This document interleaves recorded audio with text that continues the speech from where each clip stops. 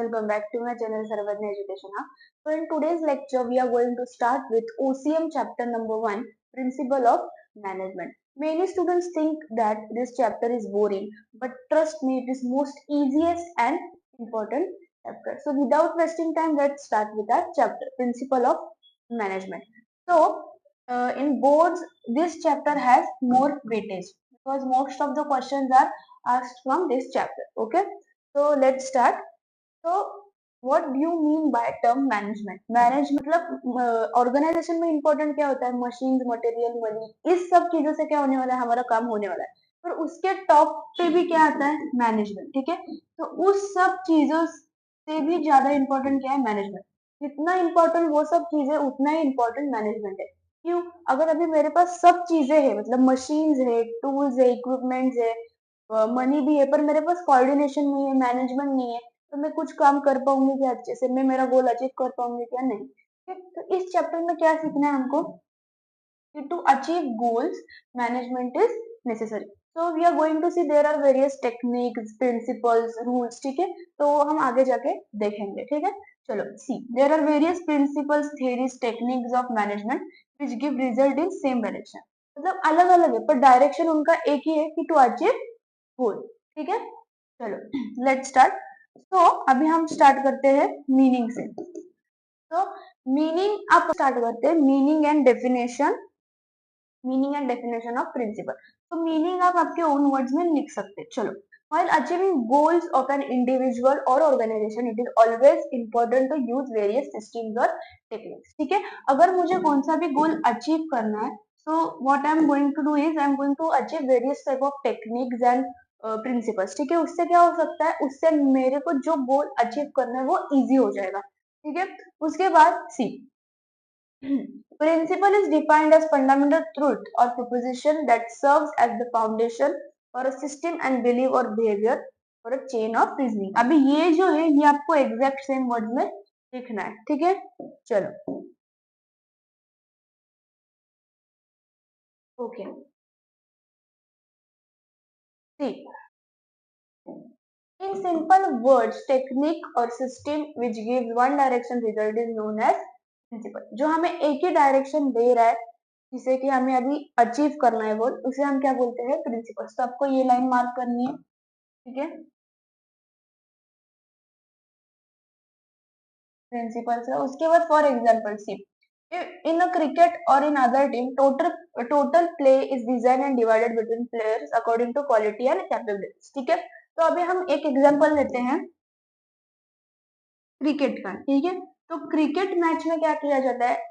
आपके क्वालिटीज और capabilities, abilities से आपको डिवाइड किया जाता है। मतलब आपके जो जो टास्क है वो डिवाइड किया जाता है। जैसे कि जिसका अच्छा बॉलिंग कर सकता है, जो ठीक है, जो अच्छा बॉलिंग कर सकता है उसको बॉलिंग दिया जाएगा, जो अच्छा विकेट कीपिंग कर सकता है उसको विकेट कीपिंग, जो अच्छा बैटिंग। तो यहाँ पे क्या हो रहा है? On the basis of qualities, capabilities, abilities क्या हो रहा है? Task is divide. ठीक है, तो यही बोला गया है कि इसको हम बोलते हैं division of work which is under principle of management. Understood? चलो ओके, तो अभी ये है नेचर ऑफ प्रिंसिपल्स। ये आपको बोर्ड एग्जाम में 4 मार्क्स के लिए पूछे जा सकते हैं। ठीक है, चलो तो फर्स्ट है यूनिवर्सल एप्लीकेबल। ठीक है, ये यूनिवर्सल एप्लीकेबल क्यों है? हर जगह ये हम एप्लीकेबल करते हैं। Management is necessary in every organisation, every business, every company. ठीक है, तो see it is universal in nature, underline this. उसके बाद that means that it can be applicable to all types of organisation irrespective their size and nature. ठीक है, मतलब अगर छोटा सा भी ऑर्गेनाइजेशन हुआ या बड़ा ऑर्गेनाइजेशन भी हुआ तो मैनेजमेंट तो लगने वाली है भाई। ठीक है, तो ये हर इसमें एप्लीकेबल है। अंडरस्टूड? चलो next, their result may vary, application may be modified, but are suitable for all kinds of organization. Management हर एक ऑर्गेनाइजेशन में, ठीक है, मतलब साइज देख के मैनेजमेंट नहीं की जाती। छोटा ऑर्गेनाइजेशन है तो उसमें भी मैनेजमेंट लगने वाली है। तो उसमें अभी ये पॉइंट इन्होंने क्या बोला है कि मैनेजमेंट कैन बी डिफरेंट, ये अलग मैनेजमेंट हो सकती है, according to your nature of business management हो सकती है। ठीक है, तो उसमें मॉडिफिकेशन भी हो सकता है। मॉडिफिकेशन मतलब क्या कर रहे हैं हम? उसमें चेंज भी थोड़ा हो सकता है। ठीक है, अंडरस्टूड? इजी। तो it is applicable to all levels of management, top, middle and lower. ठीक है, चलो नेक्स्ट। उसके बाद okay, next topic is Henry Fayol's theory of management. ठीक है, तो इस बंदे पे क्वेश्चन पूछा ही जाता है बोर्ड्स में। ठीक है, तो ये जो 14 प्रिंसिपल्स है ये मेन रोल प्ले करते हैं। ठीक है, इस चैप्टर से। अंडरस्टूड? तो ये आपको आंख बंद करके लर्न करने ही है और ये बहुत इजी है। ठीक है, तो मैं अभी आपको डिफिकल्ट अगर जा रहा होगा तो मैं अभी आपको इतना इजी करके दूंगी कि आपको लर्न करने की भी जरूरत नहीं है, आपको खाली पढ़ के याद हो जाएगा। ठीक है, अंडरस्टूड? तो अभी इस इंसान का हम इंट्रो देखते हैं कि क्या बोला गया है। Henry Fayol was a French mining engineer. ये कौन थे? French mining engineer. तो आपको क्या करना है, नोटबुक में ऐसे पॉइंट वाइज लिखना है। फर्स्ट क्या आएगा? French mining engineer. उसके बाद वो turn leading industrialist and a successful manager. ठीक है, इसके बाद क्या हो गया? ये सक्सेसफुल मैनेजर हो गया। ठीक है, उसके बाद he started his career as mining engineer in French mining company and rose to the position of chief managing director CMD। ठीक है, उसके बाद क्या हो गया वो? ठीक है, उसके बाद after conducting many experiments and observations in organization he has developed 14 principles। ठीक है, अभी जो हमने पॉइंट देखा था कि बिफोर डेवलपिंग प्रिंसिपल्स उस पर क्या किया गया? Experiments and observation. ठीक है, तो यहाँ पे कितने प्रिंसिपल्स थे? 14 principles. And he is also known as father of modern management. You have to underline this. ठीक है, फादर ऑफ मॉडर्न मैनेजमेंट, ये आपको याद करना है। ठीक है, उसके बाद उसने एक बुक भी लिखी है, जनरल एंड इंडस्ट्रियल एडमिनिस्ट्रेशन। कौन सी बुक लिखी है? General and industrial organisation. ठीक है, तो ये पॉइंट्स इसमें इंपॉर्टेंट है। ओके, चलो तो अभी हम प्रिंसिपल्स के ऊपर आते हैं। तो फर्स्ट है हमारा principle of division of work. इसका थोड़ा सा हमने इंट्रो पहले ही देखा है। डिवीजन ऑफ वर्क मतलब क्या? According to your capability ability उस पर क्या किया जा रहा है? आपका टास्क जो है डिवाइड किया जा रहा है। ठीक है, अगर एक कंपनी है, फॉर एग्जांपल हम लेते हैं एक कंपनी। ठीक है, इस कंपनी में ठीक है सब कुछ है, मतलब मशीन है, मतलब क्या बोलते हैं हम, मतलब जो कंपनी में चीजें होती है यहाँ पे सब कुछ है। ठीक है, तो अभी यहाँ पे अकाउंटेंट की नीड है। उसके बाद और हम क्या कह सकते हैं, सिक्योरिटी ऑपरेशंस के लिए भी चाहिए। ठीक है, तो अभी क्या किया जा रहा है? अभी इन सब लोगों का इंटरव्यू लिया जा रहा है, but according to their capability. एक जन अभी अकाउंटेंट में स्पेशल हो सकता है तो उसको ये जॉब दिया जाएगा। एक जन सिक्योरिटी ऑपरेशन में स्पेशल हो सकता है तो उसको वो मतलब वो काम दिया जाएगा। Understood? So as per their qualities capabilities abilities the work is given to them. Understood? Okay, see यहाँ पे क्या दिया है कि work is divided into different kind such as technical, financial, commercial, security operation etcetera. It is assigned to the employee as per their qualities and capabilities. तो आपको ये underline कर रहा है as per their qualities and capabilities, ये keyword है कि इससे क्या हो रहा है? एफिशिएंसी इंप्रूव हो रही है और क्या हो रहा है? प्रोडक्टिव लेवल भी क्या हो रहा है? हाई हो रहा है। ठीक है, अंडरस्टूड? चलो अभी नेक्स्ट पेज पे जाते हैं। हमारा नेक्स्ट प्रिंसिपल जो है, okay, principle of authority and responsibility. So first thing is that authority always comes with responsibility. For example अभी हम लेते हैं कि स्कूल में अगर टीचर को अथॉरिटी दी गई है कि आपको ये जो ए डिवीजन है इसको संभालना है। ठीक है, पर वो टीचर नहीं संभाल पाए तो रिस्पॉन्सिबिलिटी किसकी है? उस टीचर की, क्योंकि अथॉरिटी किसको दी गई थी? उनको दी गई थी। Understood? Easy. See authority is right to take decision. Authority मतलब क्या? कि डिसीजंस लेना। Okay, it is necessary to get things done appropriately from subordinate. मतलब ये जो हेड है उसके अंडर जितने भी मेंबर्स है उनसे क्या करना है? इसको अच्छे से काम करके लेना है। ठीक है, उसके बाद if manager is given authority to complete task within given time he should be held responsible if he does not complete the work in given time. अगर मैनेजर को एक अथॉरिटी दी है कि ये जो प्रोजेक्ट है ये प्रोजेक्ट आपको विद इन 15 डेज सबमिट करना है, पर वो मैनेजर नहीं करता है तो कौन रिस्पॉन्सिबल है? मैनेजर। अंडरस्टूड? उसके बाद manager should always have authorities to take managerial decisions, ठीक है, मैनेजर के पास ये अथॉरिटी होने चाहिए कि वो डिसीजंस ले सकता है, ठीक है, ओके, अंडरस्टूड, इजी है ये पॉइंट। खाली आपको क्या करना है, ये जो हेडिंग्स है ये आपको एज इट इज लिखना है, उसके अंडर का आप एक्सप्लेनेशन आपके ओन वर्ड्स में भी कर सकते हो। आपको जो कीवर्ड्स है, जैसे कि अभी इसमें कीवर्ड्स कौन से थे, राइट टू टेक डिसीजंस, ठीक है, उसके बाद रिस्पॉन्सिबल कौन, मतलब किसे हम रिस्पॉन्सिबल कह सकते हैं, और हर एक पॉइंट में आपको एग्जाम्पल्स लिखने ही है, ठीक है। तो अभी हमारा सेकंड हो गया principle of authority and responsibility, third है principle of discipline, okay. According to Fair, discipline is the most essential thing in organization. Discipline is the essential thing मतलब important thing in organization. ठीक है? Employees must obey and respect the rules. अभी जो भी rules और regulations है वो क्या करने चाहिए, एम्प्लॉयज ने रिस्पेक्ट करने चाहिए, ठीक है। उसके बाद good discipline result in effective leadership, ठीक है, जितनी ज्यादा डिसिप्लिन आपकी अच्छी होगी उतनी ज्यादा क्या होगा, इफेक्टिव होगा वो, ठीक है, ग्रोथ के लिए। उसके बाद basic discipline should be observed in all level of management, तीनों लेवल में डिसिप्लिन होना ही चाहिए, ठीक है, ओके। चलो नेक्स्ट हमारा पॉइंट है अभी यूनिटी ऑफ कमांड। तो यहाँ पे क्या दिया गया है, यहाँ पे अगर आप पिक्चर देख सकते हो तो see right approach and wrong approach, यहाँ पे इतना ही बताया गया है कि अगर कंपनी में दो हेड हुए, ठीक है, हेड नंबर 1, हेड नंबर 2, मतलब दो बॉस हुए अगर कंपनी में, ठीक है, तो क्या होने वाला है, एम्प्लॉयज को कंफ्यूजन हो सकता है, क्योंकि अगर इसने बताया कि आपको ये करना है और इसने बताया कि नहीं आपको ये करना है, और इसने अलग पॉइंट बताया, मतलब इसने बताया कि आपको सबमिशन 15 डेज में करना है, ठीक है, पर ये क्या बोला दूसरा बॉस कि आपको 5 डेज में करना है, तो एम्प्लॉयज को क्या हो रहा है, यहाँ पे कंफ्यूजन हो रहा है, ठीक है, तो यहाँ पे क्या बोला गया कि unity of command should be given by only one head, ठीक है, अंडरस्टूड। सो अप्रोच कैसा चाहिए, एक ही अप्रोच चाहिए, ठीक है, सी ना, this principle helps in managing conflicts and solving disputes among the people in organization, ठीक है।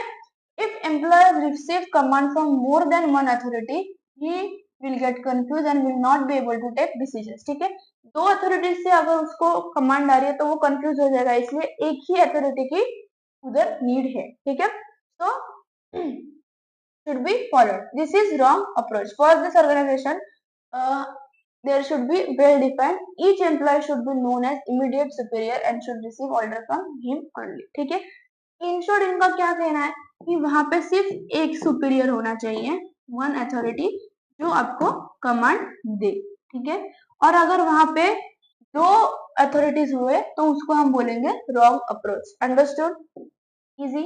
चलो नेक्स्ट है यूनिटी ऑफ डायरेक्शन, इसमें भी एक ही है, वन हेड वन प्लान, मतलब यहाँ पे भी सेम पॉइंट बोला है कि एक प्लान और एक सुपीरियर, ठीक है, तो यहाँ पे ये कीवर्ड है वन हेड वन प्लान, पे क्वेश्चंस पूछे जाते हैं ऑब्जेक्टिव्स में, बोर्ड्स में, ठीक है।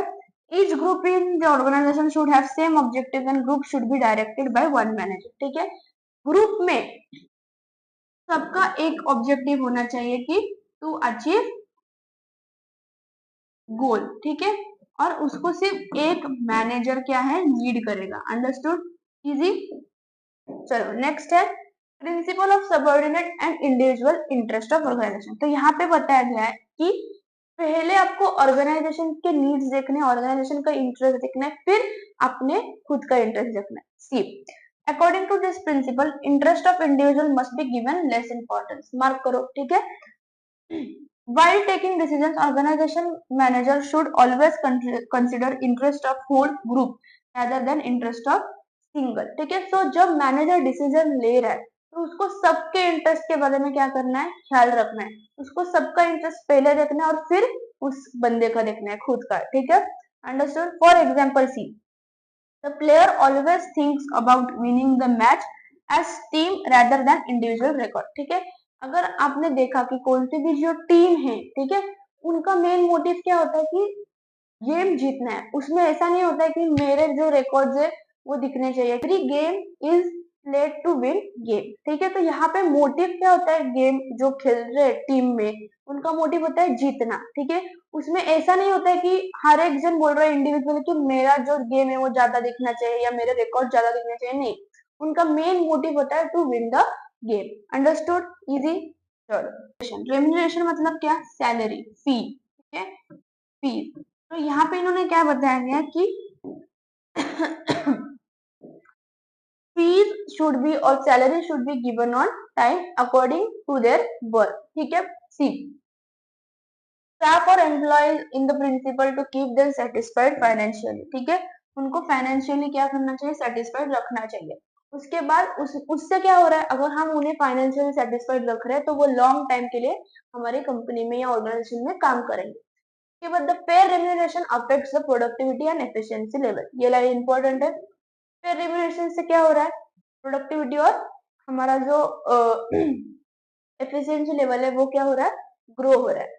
तो उसके बाद remuneration should be fixed taking into consideration of skills, expertise, knowledge, tenure etcetera, ठीक है। इस सब बेसिस पे क्या होना चाहिए? मतलब रेम्यूनरेशन मतलब सैलरी देनी चाहिए, उसमें कुछ पार्शियलिटी होनी नहीं चाहिए, ठीक है। यहाँ पे टेन्योर मतलब टाइम, ठीक है। अगर कौन सा भी बंदा या बंदी ज्यादा टाइम काम कर रही है तो उसको as per their time, their work, उनको रेम्यूनरेशन देना चाहिए, ठीक है। चलो, next is principle of order. तो यहाँ पे क्या बताया गया है? A place for everything and everything in its place, मतलब हर एक एसेट की एक प्लेस होती है, वहां पे ही वो एसेट रखनी चाहिए। See, human resources should be place at right place and right job, understood. तो ये आपको मार्क करना है। Principle focus on the proper utilization of physical and human. तो यहाँ पे इन्होंने क्या बताया गया कि optimum utilization of resources should be done, ठीक है, कौन सा भी रिसोर्सेज वेस्ट नहीं जाना चाहिए। उसके बाद हमारा 11th है principle of equity. Management should fair as well as friendly to the subordinates while dividing the work, delegating the authority, deciding the monetary terms, ठीक है। तो यहाँ पे क्या बोला गया कि फेयरली जो भी वर्क है डिवाइड करते वक्त वो क्या होना चाहिए? फेयरली डिवाइड करना चाहिए, ठीक है, अंडरस्टूड।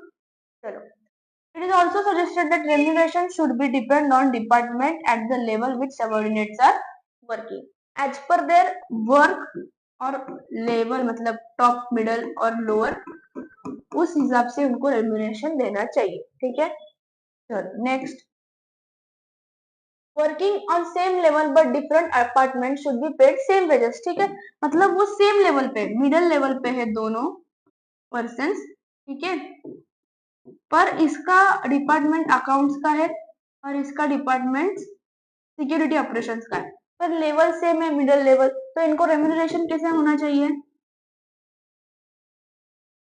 सेम होना चाहिए, understood. There should be no discrimination in remuneration, this is equity while it avoids conflicts, इससे क्या होता है? कॉन्फ्लिक्ट्स नहीं होते, झगड़े, मिसअंडरस्टैंडिंग नहीं होते, ओके। प्रिंसिपल ऑफ इनिशिएटिव मतलब क्या? इनोवेटिव वे मतलब क्रिएटिव वे ऑफ थिंकिंग, ठीक है, कुछ अलग सोच करना, ठीक है। See, freedom to think, work on new ideas and encourage employees to take initiatives, ठीक है। अगर हम एम्प्लॉयज को फ्रीडम टू थिंक देंगे तभी वो क्रिएटिव सोच पाएंगे, ठीक है। उसके बाद this initiative should be welcome by manager, ठीक है, मैनेजर ने उनको, मतलब जो भी उनके थॉट्स है उसको वेलकम करना चाहिए, उसको अप्लाई करना चाहिए। It also helps in creating healthy organization culture, understood, okay. Next and last is esprit de corps, मतलब क्या? Team work. अभी मैनेजमेंट एक बंदे का काम है क्या? नहीं, उसमें बहुत सारे लोग रखने वाले हैं, ठीक है, तो it is a group activity. कौन सी एक्टिविटी है? ग्रुप एक्टिविटी, ठीक है, management is a group activity. तो यहाँ पे कौन सी गरज है? टीम वर्क की गरज है। There should be harmony among the employees and manager, ठीक है, मतलब उनमें पीस होना चाहिए, उनमें जो कोऑर्डिनेशन है वो अच्छा होना चाहिए, ठीक है। तो यहाँ पे यही सब चीजें है। सी मीन्स यूनियन इंस्टेंट, इसको मार्क करो। Running organization is a group activity, ठीक है, कैसी एक्टिविटी है? ग्रुप एक्टिविटी है। The work is as union with mutual trust difficulties can solve quickly, ठीक है, म्यूचुअली अगर सब जन करेंगे तो जो भी डिफिकल्टीज है वो क्विकली सॉल्व हो जाएंगे, ठीक है। Therefore leader manager should create spirit of team work. अभी ये काम किसका है? टीम वर्क करने का, स्पिरिट ऑफ टीम वर्क करने का मैनेजर का, ठीक है, अंडरस्टूड। उसके बाद therefore and understanding among the employees to achieve goal easily. इससे क्या होने वाला है, गुड टीम वर्क से क्या होने वाला है, उनका जो भी गोल है वो इजीली अचीव कर सकते हैं। Understood, easy. चलो देखा है, अगली वीडियो में हम साइंटिफिक मेथड्स देखने वाले हैं।